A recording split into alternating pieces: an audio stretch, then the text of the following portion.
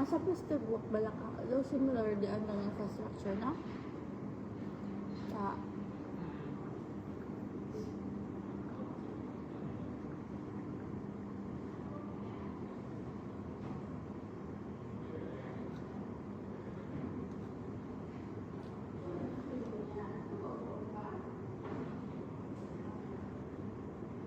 Ayos tayo.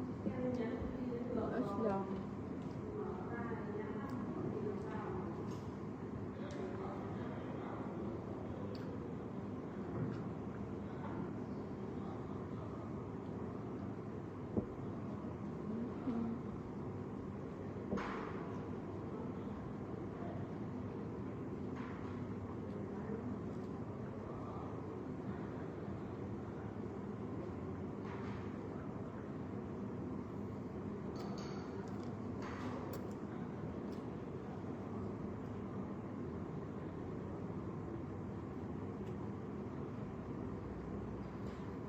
Kakagising lang po and kami yung first na nandito mga early birds pero hindi kami nakapag-ligo, nakalamos or anything. Pagkagising namin diretso kami mag-breakfast para after ng breakfast is doon na kami mag-prepare kasi alis kami, mayroon naman kami something na hindi ko na kasi nagbabasa ng itinerary guys, kaya let's see na lang what will happen after or so ito yung ano na, ito yung hotel namin guys, yung the Twin Hotel. So ayun, it's a buffet style and ito yung ano naman guys, right after kumakain naman is itour ko yung sa labas. Actually ngayon ko lang nalaman na mayroon pa palang magandang view dito sa ditong hotel. Kasi since Twin nga, dalawang building. And doon kami sa building A. And dito is yung building B. And maganda din yung ano dito. View or sa labas. That's like, may highway siya, pero hindi super highway, street lang. Unlike sa tapat ng building A, mas highway yung tapat niya. So, tour ko lang. Busin ko lang na-isto.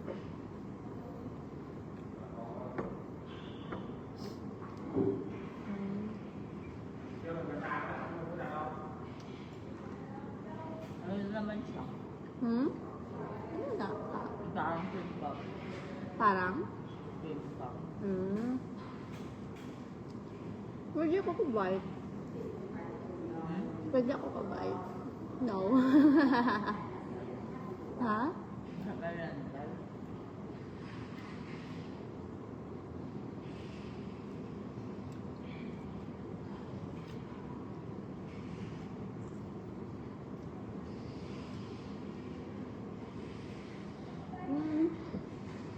Last cut na lang.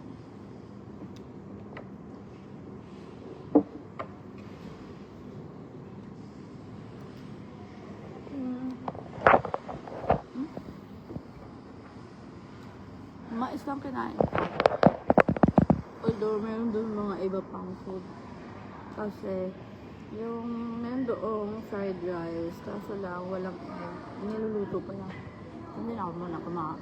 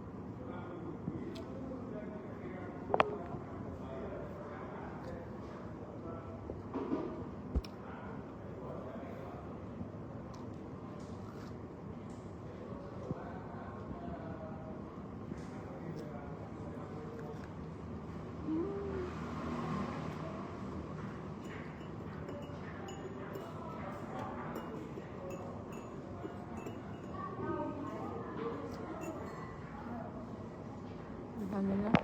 Meron ang reaction mo. Kaya mo dahil. Or gano'n.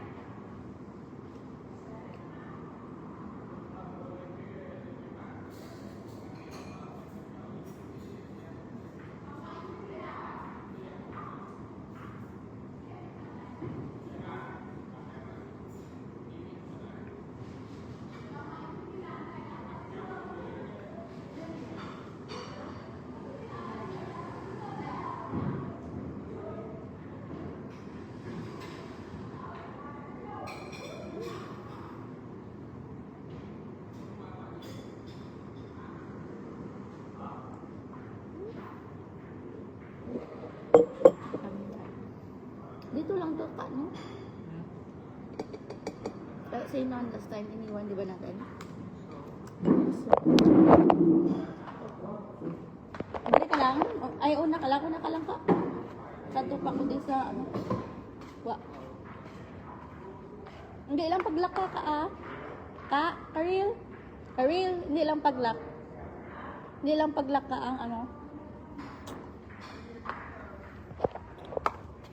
So, pinauna ko na lang yung aking kabady.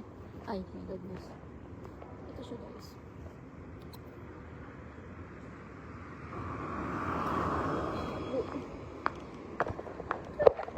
Punta tayo dito.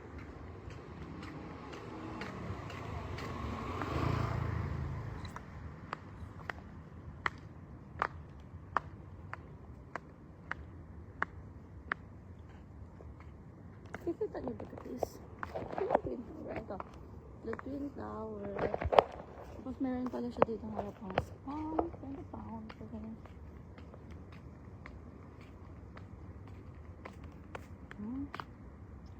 See?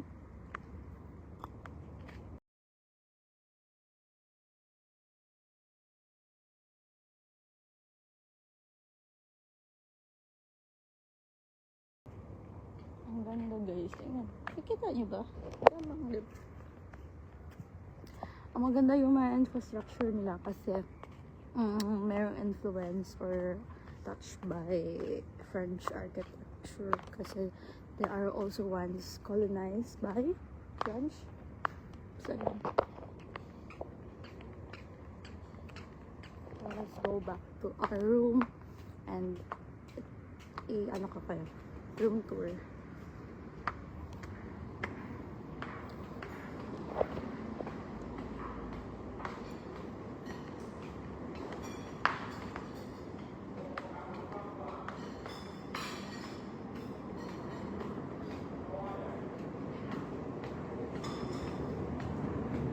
So, ito yung building B. So, ito yung pagkita niya kami.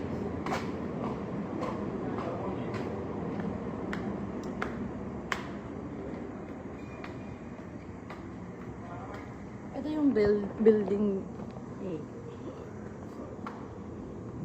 Let's go.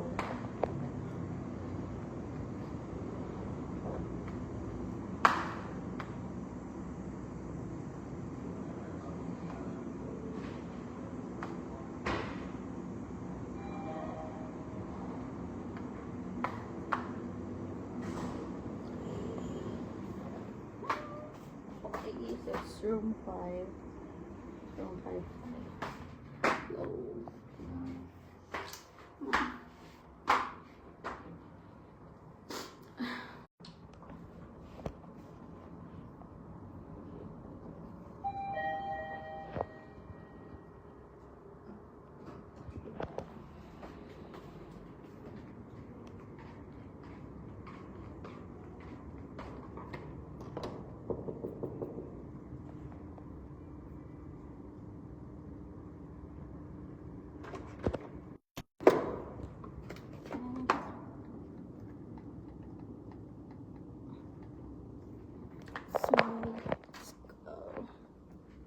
it's our room.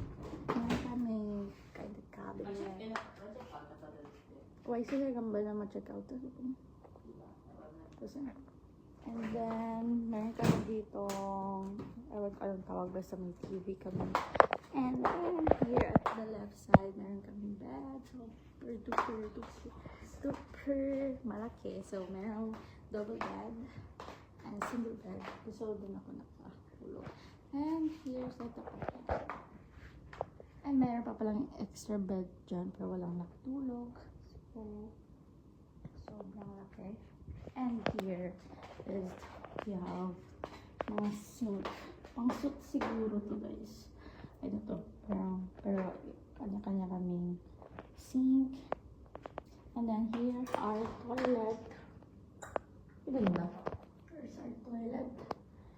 And dito sa kabila, yung shower. So, yun. It's our room. Hindi. Pang tatlong room na namin. And until tomorrow, yung last night namin dito pa rin yata kami. Kasi, hindi naman sinabi sa amin na lilipat kami ulit. So, yan yung tapat ng Tower A.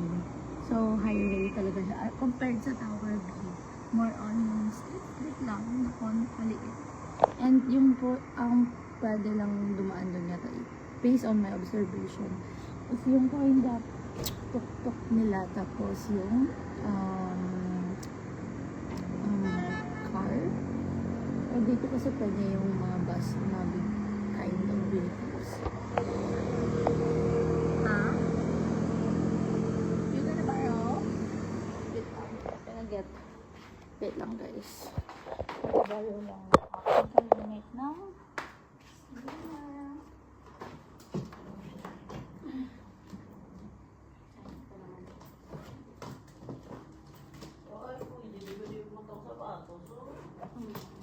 nalipat ko na gani ang sa ano gani ang i-blower pala sa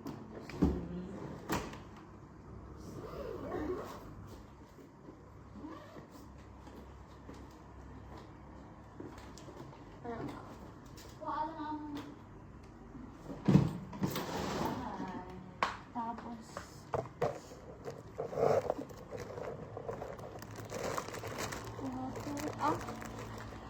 ang family naka internet and this one. Igo may ala, no need na. Igo ang ano, sige. So, ayun lang.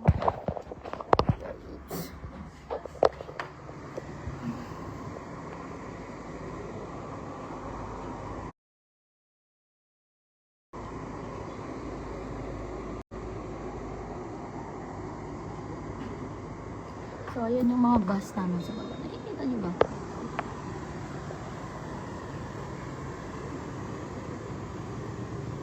Yung tatlong bus na yan, yun yung bus namin since day 1 from Nueve. So, yun yung bus namin from airport to Sapa, and then Sapa to Hanoi, then Hanoi to Halong Bay. So, nasa Halong Bay po kami ngayon. So, yeah. That's it for today's vlog. So, nag-vlog na ako guys kasi para iwas yung full storage. At the same time, no need ko na mag-edit. Kasi ang dami ko nang mga video from day 1. So, ayun lang. Bye guys!